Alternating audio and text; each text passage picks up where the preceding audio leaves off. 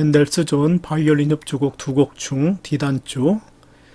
오랜 동안 멘델스존의 바이올린 협주곡은 저 유명한 2단조의 한 곡뿐인 것으로 생각해 왔다. 1951년 봄에 바이올리니스트인 유디 메뉴인이 런던에서 멘델스존의 후손인 가족에게서 곡의 초고를 받아보고 처음으로 이 곡이 세상에 알려지게 되었다.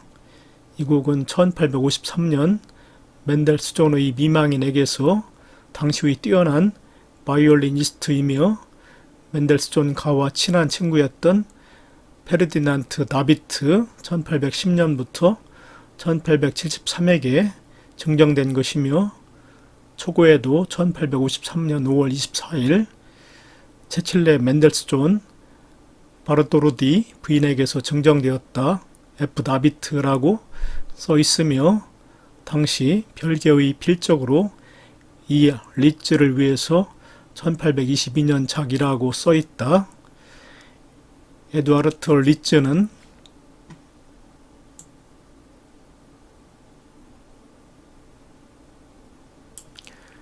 당시 멘델스존의 스승이었고 또한 친구였다. 이러한 곡이지만 왜 오랫동안 잊어버렸는지는 알 수 없으며 또한 왜 다비트에게 증정된 것이 멘델스존가에서 발견되었는지도 알 수 없는 일이다. 여하간 13세 소년의 작품으로는 생각할 수 없을 정도로 이 곡은 잘 작곡되어 있다. 작곡 기법이나 구성적인 것으로 보아 모두 조수가의 흔적이 엿보인다. 그리고 모차르트, 베토벤 또는 그보다 앞선 바, 코렐리, 비발디 등의 선배 작곡가들의 영향도 여기에서 볼 수 있다. 또한 훗날의 유명한 2단조의 협주곡과의 몇 가지 공통점도 부인할 수는 없다. 이를테면 제2악장과 제3악장에는 작곡가 자신에 의한 카덴자가 있으며 제3악장에는 재연적으로 들어가기 전에 2단조 협주곡의 알레그로 몰투 비바체에서 볼 수 있는 것 같은 짧은 음영에 의한 긴 패시지도 있다. 또한 전체적으로 이 곡의 분위기도 닮았다고 볼 수 있을 것이다.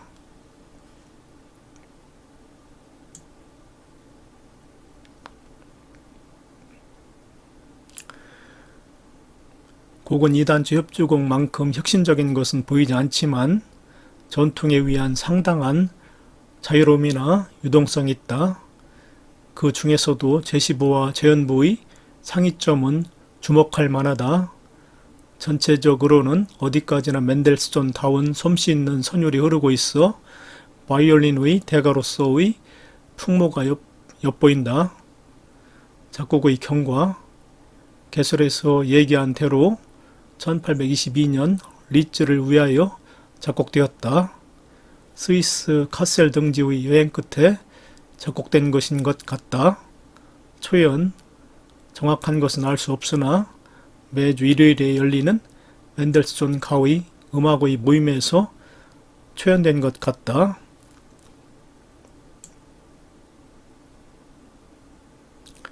연주시간 약 23분, 악기 편성, 독주 바이올린 현 5부, 제1악장 알레그로 D단조 4분의 4박자, 소나타 형식, 처음부터 투티로 용감하게 제1주제가 제시된다. 악보 1.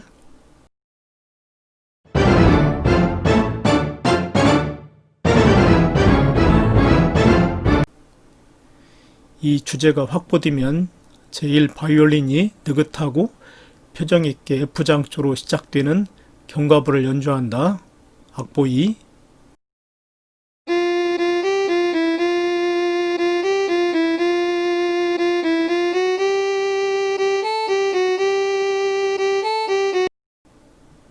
그 후 또 제1주제가 등장하면서 A장조의 투티 제시부가 끝난다. 여기서 독주 바이올린에 가담하게 되는데 이때 독주 바이올린의 동기 악보 3A, B,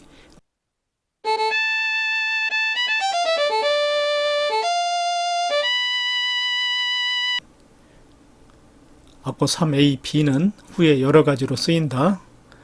이윽고 바이올린의 섬세한 움직임 안에서 현악 합주가 제1주제를 D단조로 나타낸다. 이어 제2주제가 F장조로 독주 바이올린에 의해 연주되고 악보 4,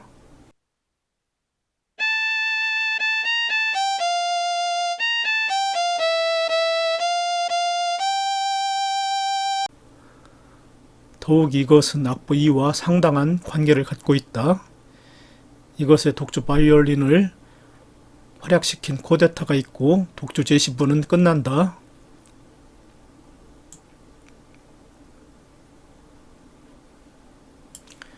전개부는 독주 바이올린을 동반하지 않고 제1주제를 다루는 데서 시작된다. 이어 악보 3의 동기등을 사용해서 독주 바이올린이 들어온다. 현의 합주가 제1주제의 처음을 몇 번이고 되풀이하고 나서 D단조로 돌아오면 제연부에 들어선 것처럼 되지만 실은 아직 악보 3B를 활용하여 거기에서 A단조로 제1주제를 내고 D단조로 전조되어 곧 경과구 악보 2,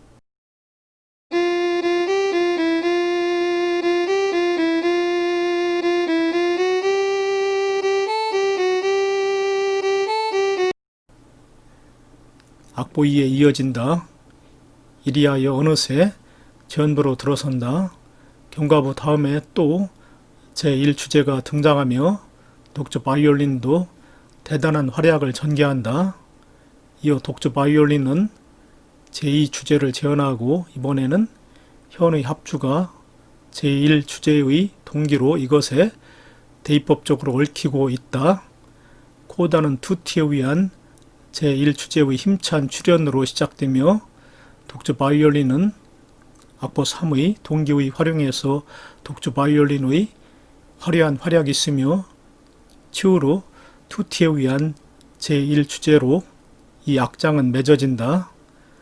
제2악장 안단테 D장조 8분의 3박자 자유로운 변주곡 형식 제2 바이올린이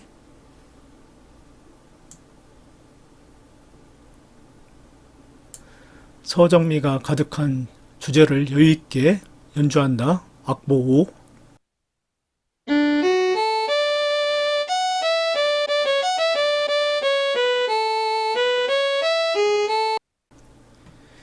이 주제를 면면히 노래하게 하고 드디어 이 주제의 변주이며 이 악장에서 중요한 역할을 하는 선율이 역시 제1 바이올린에 의해 연주된다.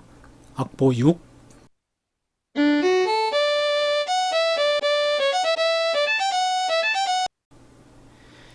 이 음영이 저음연으로 파고들어 A장조의 피지카토로 일단락되면 독주 바이올린이 카텐차 풍으로 가담해 온다.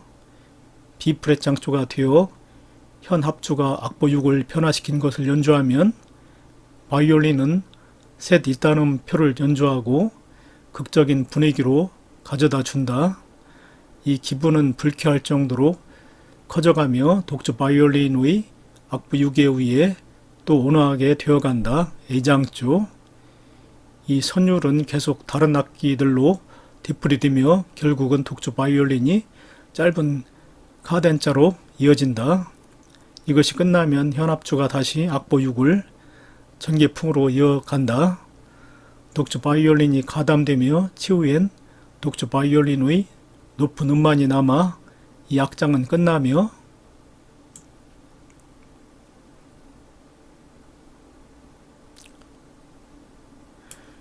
쉬지 않고 바로 제3악장으로 이어진다.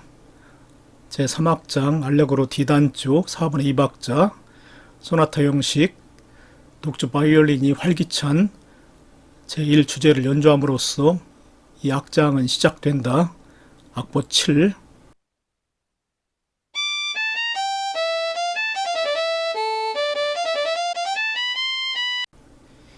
이 주제를 확보하고 나서 경과부에 들어선다. 제2주제는 F장조로 제1 바이올린에 나타나지만 악보 8,